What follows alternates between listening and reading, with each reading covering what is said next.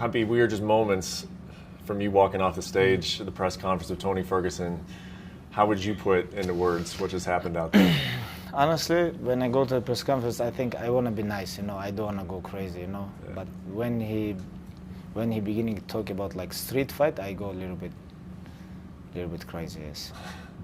Because this guy never fight in street. What are you talking about? You know, I have a lot of fight in street.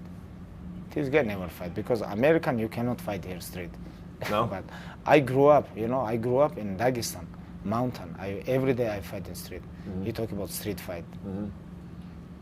I am a little interested. Why was that such a trigger for you, though? You said there's a lot of fights in Dagestan. Because people don't understand. Maybe people think I'm like him from America. No, I'm not from America, you know.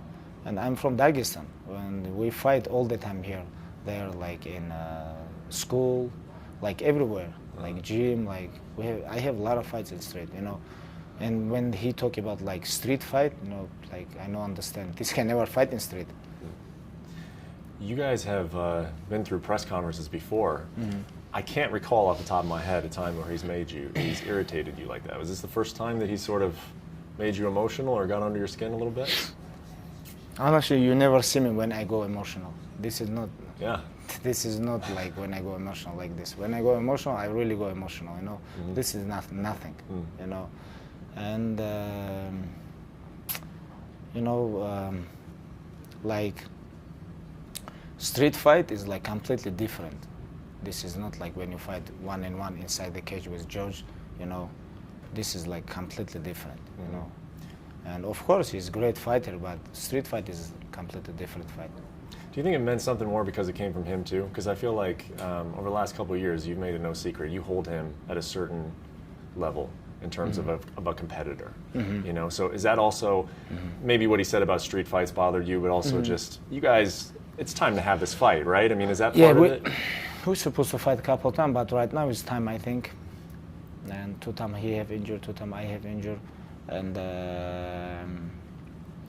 for my legacy. On my list, I need for Tony Ferguson, for sure. I need this guy name, you know. I put this guy name on my list, and then I can say who else, and nobody can say nothing, you know. And you know, I'm very excited about this fight, but about my emotional, you guys know I have like before I have a lot of beef, but nothing go inside my mind. Yeah, you know? We don't need to worry about you being too fired up for this one. I'm relaxed. I have real Mexican gangster with me, you know. I have real Dagestan gangster with me, you know. Like I have both sides, you know. I know Mexican people, I know Dagestan people, I know American people, but I don't like when people go like try to be fake. This is no good. You said something in the press conference that caught my attention. You said that, are you really worried that people will say, oh, he's 36, he's 37 years old? No, I'm not worried, but I understand this is very big excuse for people. They're gonna say, oh, if they fight before, like 4 or 5 years ago, it was interesting. But right now, okay, Khabib beat him, but he's like 37 years old. This is very big excuse for haters, for his fans, for him, you know. This is like what I think. Because always when I fight with someone, before fight, everybody talk about now is good challenge. After fight, bam. Everybody say, okay, we understand, Khabib take them down and dominate them, you know, like everybody say, before we understand, before we knew, Khabib gonna beat him. And but right now, people talk about, okay, Tony Ferguson can win, Khabib can win, but okay, what they gonna say after fight? When I make him flat and smash him, you know, like when I beat him, what they gonna say? They're gonna say, okay, age. That's why I worry, you know. You've told me before that he has trouble with wrestlers. That you were there, you watched him fight Danny Castillo, and you felt he lost that fight. So knowing that, what do you think he's working on, and what do you think his strategy is going to be in this fight? I think nothing changed. I think he wanna stay long, you know, and reach, kick, jab, you know. If I come close, use his elbow. Like if I take him down, like play his guard, like nothing changed, you know. What he can change right now when he 36 years old, what he can change? Nobody can change nothing, you know. Like if you ask about me, about myself, I improve a lot. Like first of all, what I improve, I think I improve my ground game. Really? Yes, I'm. Like what part of it? like people talk about, oh, Khabib take down people, he mauled them. Like, this is not enough for me. Always when I watch my fights, after 3 months, I watch how I do this mistake. Like after 3 months, and I think I have to move this, I have to put my leg there. You know, like always I watch and I think, wow, 3 months ago, I do this 3 months ago. Now I'm different, you know. And always like I try to learn, you know. And I improve a lot with Javier Mendes, my striking game, my boxing, you know, like my distance, how I move, my footwork. And of course, nobody can be like perfect, but I know one thing, I improve all the time. I become better. Does that make you want to do it longer? Because there are rumors and people talk about, you get this question a lot now, how much longer you want to do this, how many more fights do you have? Because you're still learning, does that make you want to maybe stick around longer? No, like I still learning, I become, I have like more power, I feel like hungry, everything, but about how much longer I'm gonna be in this game, I don't know. Because everything about mental, you know? If you're tired, you have to stop, you know? If you enjoy with this, if you understand, if your close people, your sparring partners, father, like Coach Javier, like Ali, like everybody say to me, hey, you become better, because they always honest with me. And I'm gonna keep fighting. If I understand my time I have to stop, I'm gonna stop, you know, because right now I'm 31 years old. This is like perfect time for lightweight division.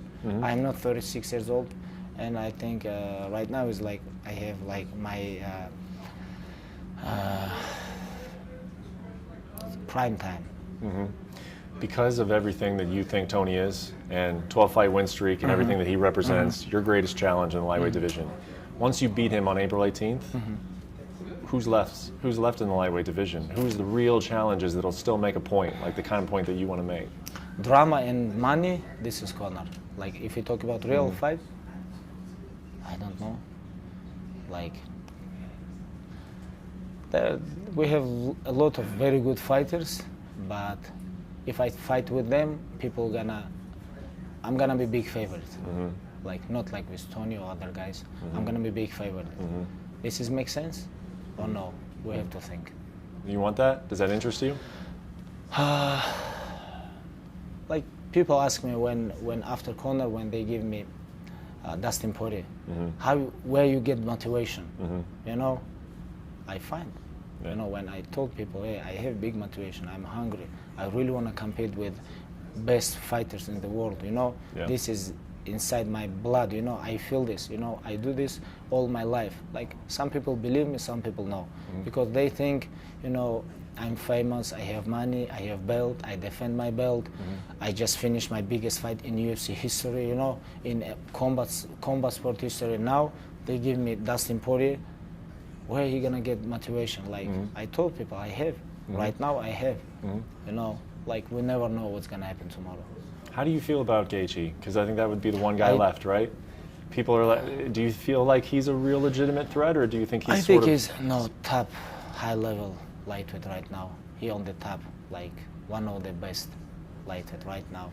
I think like Gaethje, Hooker is very good, Islam, like they have like 5-6.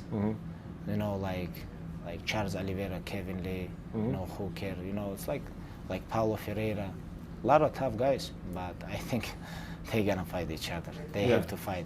You know, what they have position, I've been there. I've been there, you know, because I fight with everybody, fight, 28 fight, you know, 12 fight in UFC. And they have to fight each other. They have to fight. And then you would have interest in those guys, you think? You would? Okay. I know you don't want to, we don't need to talk about Conor McGregor. He's not involved in this fight. But I did ask you in California, I do want to follow up. I asked you, if Dana White calls you, cell phone, we want you to fight Conor McGregor, you said, I'm going to tell him, don't call me about this guy. We don't need to talk about this guy. So if after you beat Tony Ferguson on April 18th, you get that cell phone call. This guy gonna call me. He's gonna call you and ask you for that fight. He's gonna call me, because he's gonna call me 100%. Then please don't call me. If you want dinner, let's go. But we'll see. We'll see. He's gonna call me. But let's focus on Tony Ferguson right now. You know, we have a lot of options. You know, some people like in Middle East, in Saudi Arabia, they already ask me like very big money for fight Floyd Mayweather. I have contract with the UFC, you know. I have fight contract. I have to fight with Tony Ferguson, you know. It's like, you know, when you become big star, everybody wanna see you against everybody, you know, like fight with him, you know, like this is crazy, but I have to focus. I have to be focused on my opponent. Right now I have big challenge. Even if he's a stupid guy, he's a great fighter, you know. He's a great fighter, he has very good skill, you know. He can kick, he can punch, he can wrestle, he can grapple with you, you know.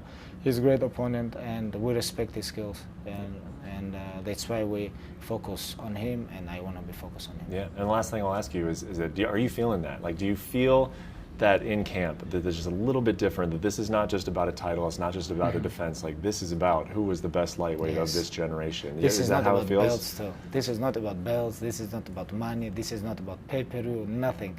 This is about history, because after 50 years, people are gonna watch this fight. They're gonna watch these guys fight on their prime when they have 12 win streak in UFC, and after this fight, UFC never make like this fight, 12 win streak versus 12 win streak. Yeah. Like if you watch like John Jones, last 3 fights, he fight who have like 3 win streak, 4 win streak. These guys, like, if you wanna build yourself, like if you wanna become legend, you have to take risk, you know. Like when you fight with somebody, it's have to be risk, you know. People have to talk about, oh, maybe he lose, maybe he win. Okay, you win. Next fight, he have to be same. Like for example, Tyson Fury, why he become big? He take fight Klitschko, he beat him. People talk about Klitschko gonna beat him. Then he fight Wilder, draw. Then again he fight Wilder. People talk about 50-50, or maybe Wilder gonna knock him out. But he come and smash him, you know, like dominate him. That's why he become big. You have to take challenge. You have to be like, people have to talk, okay, like maybe you're gonna lose, but right now what position we have? I'm gonna fight with Tony Ferguson. People talk about, oh, Tony Ferguson can beat him. This is his toughest challenge. This is what I like. Thanks for watching ESPN on YouTube. For more sports and analysis, download the ESPN app, and for live streaming and special content, subscribe to ESPN Plus.